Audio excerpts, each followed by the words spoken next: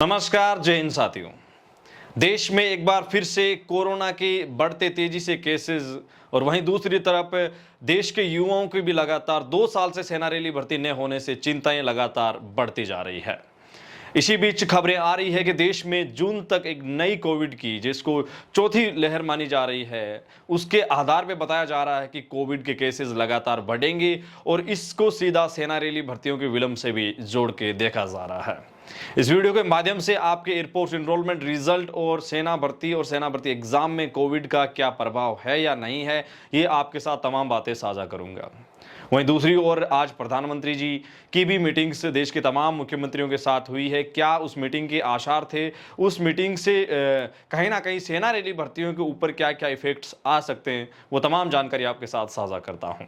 तो साथियों, शुरू करते हैं और आपको बताते हैं आपके तमाम मुद्दे। देखिए, कई सारे साथी इसके बाद कोविड के केसेस बढ़ने के पश्चात सोच रहे हैं कि क्या कोविड की वजह से एक बार फिर से एग्जाम स्थगित हो जाएगा, क्यों कोरोना की वजह से सेना रैली भर्तियां एक बार फिर से नहीं होगी, क्या एयरफोर्स एनरोलमेंट और रिजल्ट की देरी का एक बार फिर से वजह बन सकता है कोरोना।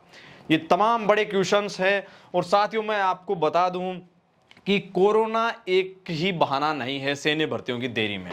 आप अगर मेरी बात से सहमत है तो इन शब्दों को नोट कर लीजिए: तकनीकी, टूर ऑफ ड्यूटी और थिएटर कमांड। ये तमाम जो आपके सामने जो मैंने वर्ड लिखे हैं, ये वर्ड बिल्कुल परे हैं कोविड-19 से।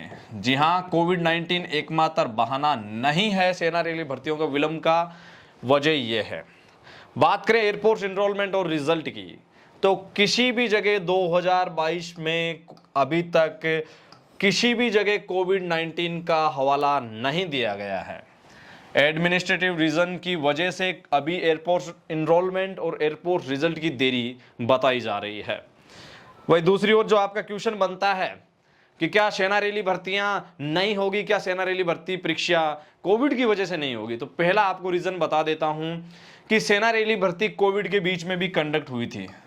देश के तकरीबन 10% ऐसी जगह है जहां इस कोविड काल में भी सेना रैली भर्तियां कंडक्ट हुई थी। बात कर ले राजस्थान की, तो राजस्थान में उदयपुर एआरओ, उदयपुर में, जी हां, खेलगांव में, जोधपुर एआरओ के अंतर्गत 11 जिलों की सेना रैली भर्ती कंडक्ट हुई थी फरवरी माह में। और कोविड के केसेस अभी जो चल रहे हैं, उस समय अभी से 5 गुना ज्यादा केसेस थे। लेकिन उस समय भी क्या है कि आपको पता है कि रैली भर्ती है वो कंडक्ट की गई थी। साथ ही बात कर ले अगस्त माह में, आपको पता है राजस्थान के अजमेर में कोटा एआरओ के अंतर्गत रैली भर्ती कंडक्ट की गई थी। इन दोनों सिचुएशंस में जो कोविड के केसेस थे, वो अभी जो स्थिति है उससे ज्यादा थे।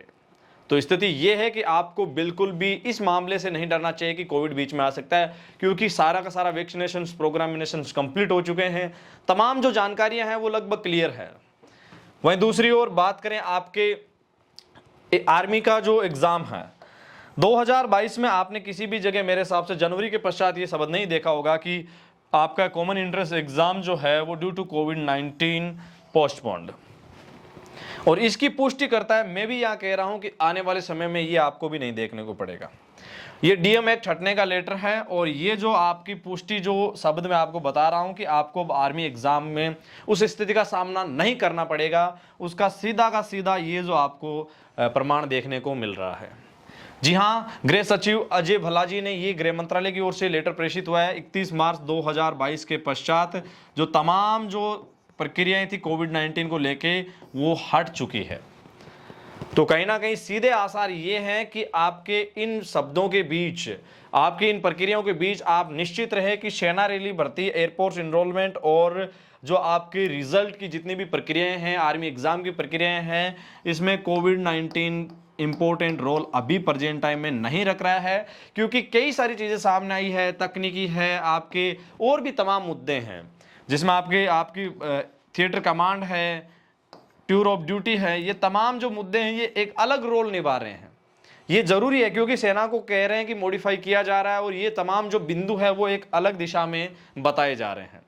तो साथियों आपको घबराने की बिल्कुल भी जरूरत नहीं है। हालांकि इसको पालना जरूर करें। ऐसा है कि हो सकता है कि कोई बड़ी वेव आ जाए और उसमें किसी भी प्रकार के संकट के द्वार ना खोले। इसके लिए आपको जितने भी गवर्नमेंट की एडवाइजरी है उनको फॉलो करना चाहिए। वहीं दूसरी ओर बता दूं कि कोविड-19 के लिए अब सेंट्रल गवर्नमेंट किसी भी प्रकार का आपके ऊपर प्रभाव नहीं जारी करेगी, क्योंकि 2 साल के जो एक्ट हटाए इसके पश्चात ये बातें क्लियर हो चुकी है कि आपके ये जो स्थिति है ये बताती है कि सेंट्रल गवर्नमेंट अब नहीं केवल राज्यों के ऊपर निर्भर करेगा। स्टेट गवर्नमेंट के ऊपर ये तमाम जो जानकारी है वो निर्भर करती है कि वो किस भर्ती को कंडक्ट करवाती है, किस भर्ती के लिए परमिशन देती है। और स्पेशल आपको बता दूं कि देश में सेना रैली भर्ती शुरू करवाने के लिए आपने व्यूज देखे होंगे, ग्राउंड का निरीक्षण शुरू हो रहा है, भर्तियां शुरू करने के लिए प्लानिंग भी तैयार की जा रही है। तो साथियों इस वीडियो से रिलेटेड किसी भी प्रकार के आपके सुझाव हो हमें जरूर भेजें। साथ साथ बता दें कि रैली भर्तियों में पहले भी कोविड का उतना आपको पता है कि प्रभाव नहीं था और ना ही भविष्य में मेरे हिसाब से होगा, क्योंकि सबसे ज्यादा अगर प्रभाव है तो वो केवल और केवल तकनीकी टीओडी थिएटर कमांड्स, सेना को कम करने के ऊपर भी लगातार विचार किया जा रहा है। ये तमाम मुद्दे उसके ऊपर एक अहम रोल निभा रहे हैं। आप देख रहे थे रेडी आर्मी पॉइंट। अपने मेजबान दिनेश को दीजिए इजाजत। मिलेंगे एक और ताज़ा सटीक सही वीडियो के साथ। तब तक के लिए जय हिंद, जय भारत, धन्यवाद।